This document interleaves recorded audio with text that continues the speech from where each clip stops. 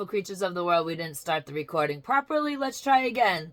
Hello, beautiful creatures of the world, and welcome back to Coffee with Kerri-Lynn. It's a beautiful day in the far north of Maine, up along the Canadian border, in the crown of Maine. And it's a beautiful day wherever you are as well. Ladies and gentlemen, beautiful creatures of the world, today's topic of discussion is your voice really does matter. Whether it is in your community or on a national level, your voice, the things you do and say, actually are having an impact these days. I know it's been so long where it just seems like whatever sanity and rationality is left in people just doesn't matter anymore, but it actually does. And we're starting to see an impact of people who are willing to stand up, voice their opinion, voice their morals, voice their feelings, and it is actually changing things. Ladies and gentlemen, beautiful creatures of the world, before we begin, I would like to thank you. If you are joining me on Spotify, iHeartRadio, Amazon Music, or YouTube Music, please think about following my little old podcast. If you don't like one show, skip over it, hit the next show, and you'll find a topic that you like. We're a little variety show here. I just talk about anything that pops into my head, flies out my mouth, and sometimes we're both very surprised. Give me a 5-star rating on the audio-only platforms. That would be terrific. It just boosts me up in the algorithm. I'm not monetized on the audio only or on YouTube. If you are joining me on YouTube, thank you so much. Think about subscribing to my channel.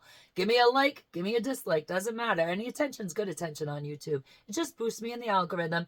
If you would like, leave a comment in the comment section below. We had a great time this weekend talking to subscribers in the comment section. It was a wild weekend for us here. We were kind of home, and I try to get to all the comments. Sometimes I miss them. Sometimes I'm not notified that they're there. It's a quirky thing, you know, apps. Technology, it always works. But eventually, I do find your comment and I do comment back. So we had a great time throughout the weekend getting to know people that were subscribing to us. They were getting to know me, and it was absolutely incredible because that's what I always visioned this channel being, very interactive. I'm also Coffee with Kerri-Lynn over on the other video platform that we can't name here. Crumble, rhymes with crumble. So if you're over there, go see me at Coffee with Kerri-Lynn. That's Coffee with Kerri-Lynn, no hyphen on Crumble. I am monetized. I am also Coffee with Kerri-Lynn on Facebook and on Instagram, and I'm Coffee with Kerri on X. So give me a follow. If you are a content creator and you follow me on the video platforms, I will give you a follow back. It's just something that I think that content creators, small content creators, need to do for each other. I think it builds a bigger and better community. All I ask is that you do not try to poach my audience for yourself. Don't do your ads in my comment section because, you know, I'll have to take the comment, I'll have to delete it, and then I'll have to delete you. And I don't do that in your comment section, so please do not do that in mine. Get your own audience. You don't need to poach anybody's audience. Get your own stuff.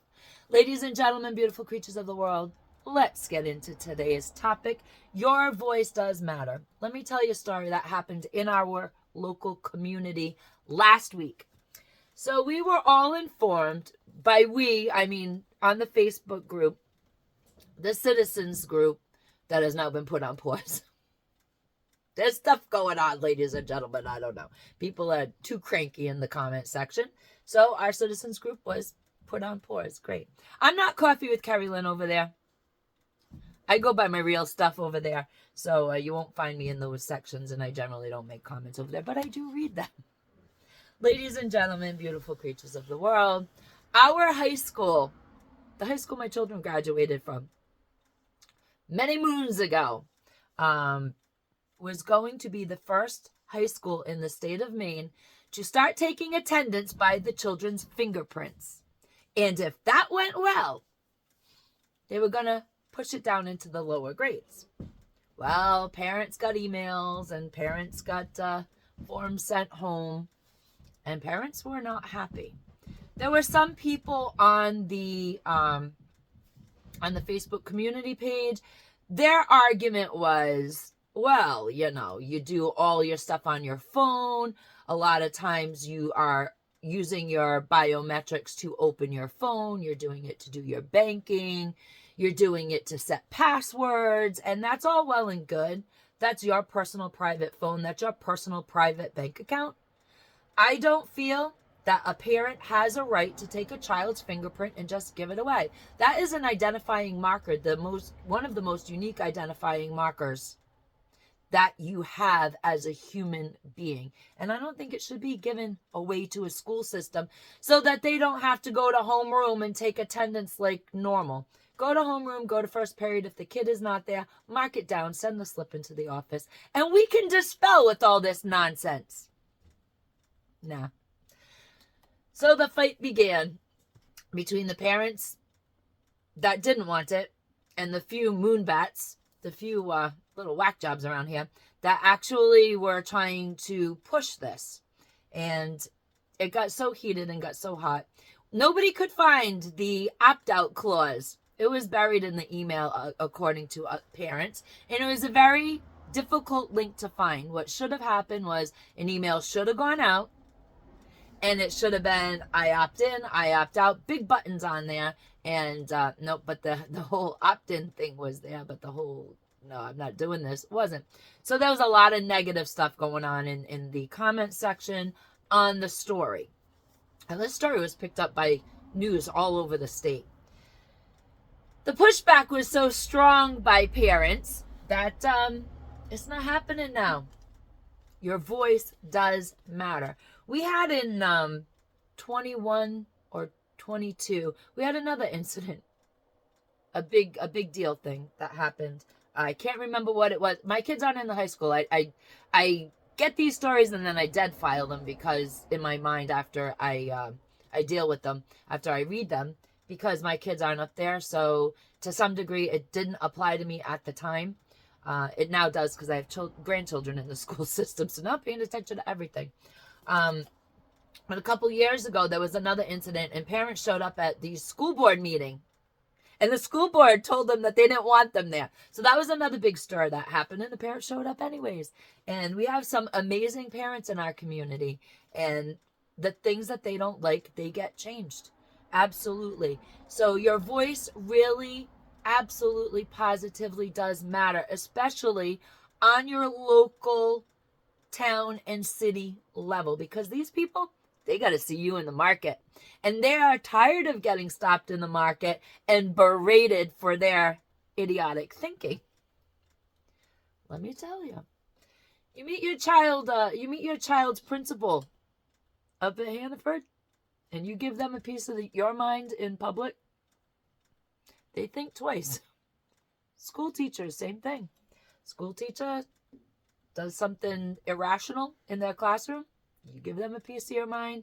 People that work at City Hall, the mayor, shops where you shop, and they're accessible on the local level, and you can really, get your opinion out to them, especially if they got a wacky train of thought that does not agree with your morals. Let's talk about the Bud Light thing. People changed the thought process of a big corporation. They basically destroyed it because that big corporation, and I'm not going to give credit, so I'm not going to say, if you know what happened with Bud Light, you know what happened. If not, you've been living under a rock. But I'm not going to give that person that did that little ad business for them any credit, because I think that person is actually disreputable and not authentic and not genuine. So when Bud Light did that and used that particular person to push their products to teenagers, because that is the social media realm where that person is the young people, teenagers, 16, 17, 18, 19-year-olds. That's where that person influences. And I have to add, that person actually does influence very negatively. However, people pushed back. Parents pushed back. Beer drinkers pushed back. And we had the Bud Light revolution. Fancy that. Bud Light's still not recovering. They're waiting.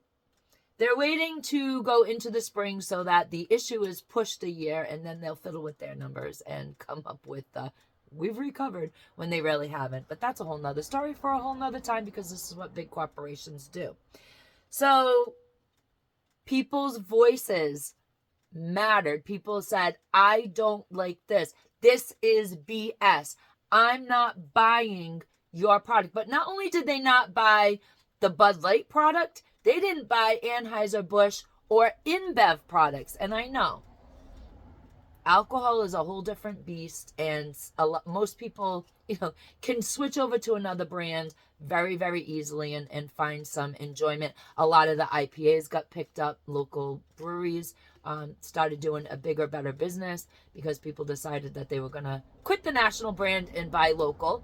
And if you're not a drinker, we drink socially here. Not really a drinker. And those boycotts are easy to give up. But when you have to boycott big corporations like Kraft, Unilever, they own everything under the sun. You're giving up every single thing. So most times boycotts don't work. But the voices of the people with the Bud Light shenanigans, you were heard. You were actually heard. And you hurt a corporation for just about a year. It's been almost a year. And this corporation has been massively hurt by your voice. Also, the shenanigans going on in New York right now. Y'all know what I'm talking about. The $340 million that Donald Trump needs to pay. The $87,500 daily interest fine if he doesn't pay it. People are really railing about this stuff. The truckers are saying, I don't want to go into New York City. Now they're saying they don't want to go into the state of New York. You have the trucking companies. They don't want to go in. And now you have people that are like, are we going to be short on things in the city coming right up because nobody wants to come into the city? There are truckers that are being offered their regular run pay plus a 25% bonus to take product into the city, and they're refusing because of the fraud shenanigans going on in New York City. New York City is a cesspool anyways at the moment. And if you're still there and this thing happens and the boycott happens and you're running low, you deserve what you get, actually. It's going to be like Escape from New York. It's going to be absolutely, positively terrible. But people's voices are mattering. And everybody's screaming about this. Now the screech is businesses that are actually in New York State after Hochul said, this is just between us and Trump, basically. That's the quick paraphrase. It's between us and Trump. We're not going to hurt your business. They're saying, listen, if you can do this to a multi-billionaire, what the hell are you going to do to my tiny corporation, my tiny little operation? Because once y'all done with that, you're going to need somebody else to come after. And now we have the tax in New York. The property tax is going to go up. I think they said about 75%. Good luck there. If you own property in New York City, now you get to pay 75% more to help with the migrant crisis. Fantastic. Ooh, you're living the high life in New York, aren't you? In the city. So yeah, businesses are afraid. Businesses are pulling out. Businesses are disgusted. Businesses don't want to go into the city. People don't want to go into the city. This is going to be crazy. And people are hollering about the $87,500 daily interest rate that Trump is going to have to pay. Can't make this crap up, ladies and gentlemen. That Trump is going to have to pay if he doesn't pay the fine, if he decides to appeal. Now, the holler there is, oh my God, this is so unfair. However, there is a law on the books in New York that does say that if you lose a court case and you owe financially, that if you decide to appeal and you do not pay the fine and then appeal, you have to have a daily interest rate. Was it $87,000 or $8,700? No, I think it's $87,500 is what they're trying to attach daily. So what's going to end up happening is he is going to pay end up paying the $340 million fraud fine, and that will stop the daily interest rate. Then he'll do the appeal, because this is the law on the books. This isn't just them making up BS. Then he will appeal, and if he wins the appeal, then they will have to give him the $340 million back. And that's just, or they can reappeal, or however their nonsense system works.